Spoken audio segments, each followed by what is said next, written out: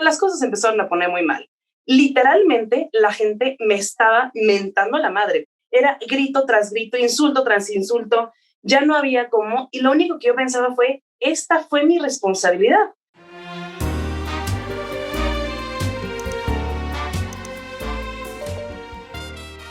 Era 2010, yo estaba recién salida de la carrera, estudié en el CESA, estudié Administración de Hoteles y Restaurantes.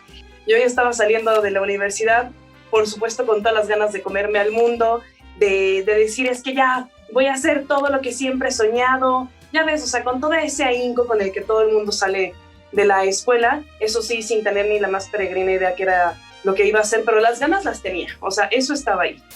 Y entonces, mi primera entrevista de trabajo y mi única entrevista de trabajo fue con quien ahora es mi increíble socio Abel Hernández. Y entonces, yo quería dedicarme al mundo del vino. Yo había estudiado un montón de vinos, pero nunca había ejercido en absolutamente nada de vinos. Y entonces, consigo mi chamba ideal.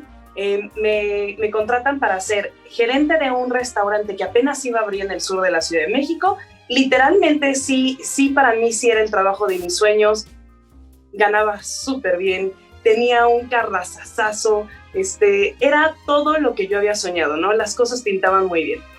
Hasta que un día, seguramente muchos conocerán a Connie Delantal, que es la crítica del Reforma, escribe esta increíble reseña de Eloís, y entonces, pues claro, era justo lo que necesitábamos para que todo el mundo conociera el restaurante.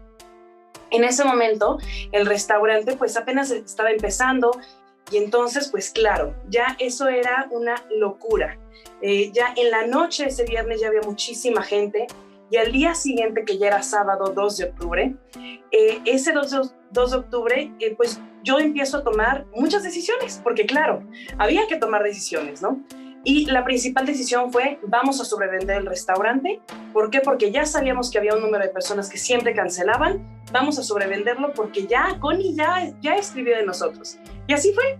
Empieza el sábado, yo la verdad con todos los ánimos del mundo, de todo lo que iba a pasar, porque ya iba a ser un buen día, ¿no? O sea, todo pintaba para que fuera muy bien. Entonces, 1 de la tarde, me marca la persona que me ayudaba, que me asistía, y me dice, oye, ¿qué crees? Está pasando algo un poco curioso. Ah, pues, ¿qué pasó? Es que ya no hay gas. ¿Cómo?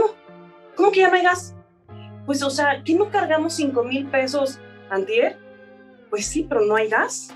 No, es que no es posible. Pues llámale a una gasera inmediatamente y que esta gasera que venga de volada y que nos ponga gas, porque aparte, pues tenemos que abrir, o sea, esto va a suceder. Sí. Bueno, pues, por cierto, yo no sabía que las gaseras estaban hasta casa del demonio, y entonces el del gas dice, sí, ¿sabes qué? Sí les vamos a surtir, pero van a pagar el doble. Pues sí, claro, el doble, no sé qué, que ya venga el gas. Ok, va. 2 de la tarde. Abre el restaurante, entonces la indicación con cocina fue, ok, a ver, vamos a empezar con gas, con puro mechero, a calentar sartenes. Bueno, pues ya empieza a medio salir el servicio, un poco atropellado, pero nada grave, nada que no se pudiera solucionar, ¿no? Vendiendo un montón de entradas frías. De pronto, acto siguiente, veo que enfrente del restaurante se estaciona el camión de la CFE y de pronto corta la luz. Entonces yo así, no, es broma, no, esto no me puede estar pasando, o sea, si lo del gas era malo, esto ya supera todo. Cuando no tienes luz en un restaurante, déjenme les cuento qué les pasa. No tienes sonido, no tienes aire acondicionado, no tienes extracción en la cocina, pues no hay agua, o sea, no hay para un excusado, no hay para lavar un plato, un vaso, no hay nada. Y obviamente todo el calor que se estaba concentrando en la cocina, al no haber extracción, pues empieza a salir el humo, el calor, todo empieza a salir hacia el salón, que era lo único que estaba relativamente fresco. El restaurante ya estaba lleno.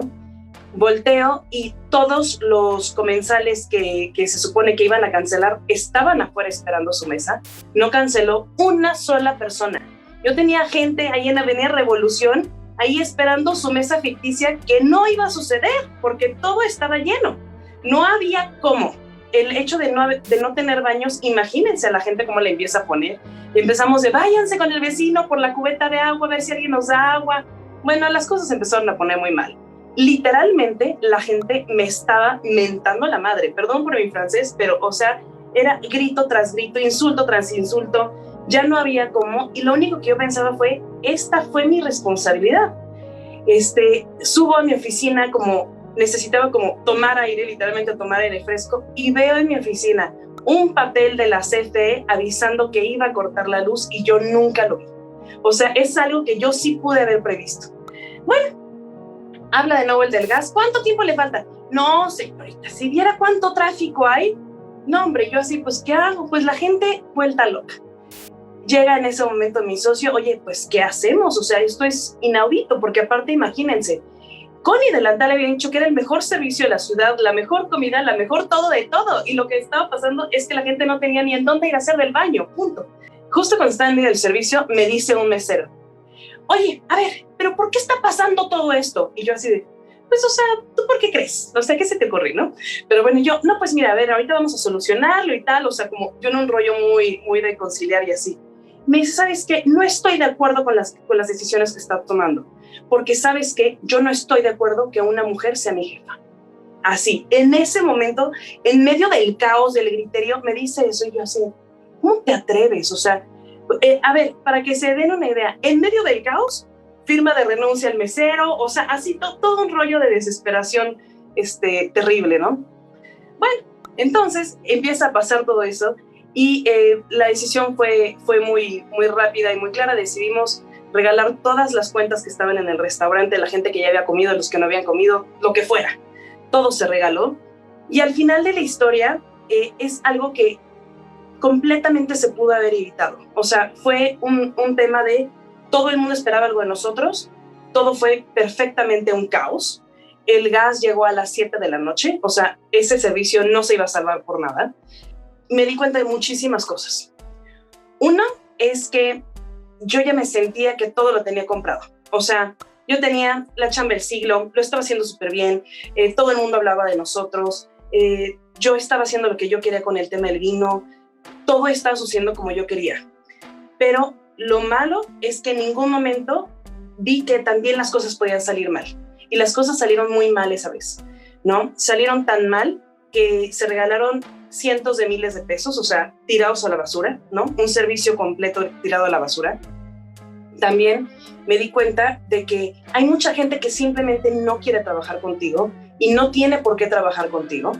Entonces, después de ahí aprendí que, a ver, oye, fulano de tal, ¿quieres entrar a trabajar? Sí, yo voy a ser tu jefa.